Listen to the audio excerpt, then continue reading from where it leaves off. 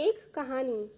पत्नी बार बार माँ पर इल्जाम लगाए जा रही थी और पति बार बार उसको अपनी हद में रहने को कह रहा था, लेकिन पत्नी चुप होने का नाम ही नहीं ले रही थी।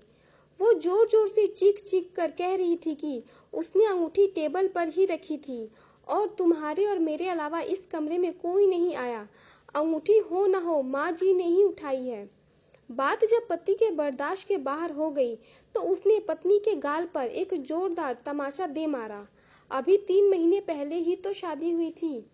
पत्नी से तमाचा सहन नहीं हुआ, वह घर छोड़कर जाने लगी और जाते जाते पति से एक सवाल पूछा कि तुमको अपनी माँ पर इतना विश्वास क्यों है। तब पति ने जो जवाब दिया, उस जवाब को सुनकर दरवाजे के पीछे खड़ी माँ ने सुना तो उसका मन भर आया। पति ने पत्नी को बताया कि जब वह छोटा था तब उसके पिताजी गुजर गए। माँ मोहल्ले के घरों में झाड़ू पोछा लगाकर जो कमा पाती थी उससे एक वक्त का खाना आता था। माँ एक थाली में मुझे परोस देती और खाली डिब्बे को ढक कर रख देती और कहती थी, मेरी रोटियां इस डिब्बे में है, बेटा तू खा ले। मैं भी हमेशा आधी रोटी खाकर कह देता था कि माँ मेरा पेट भर गया है, मुझे और नहीं खाना।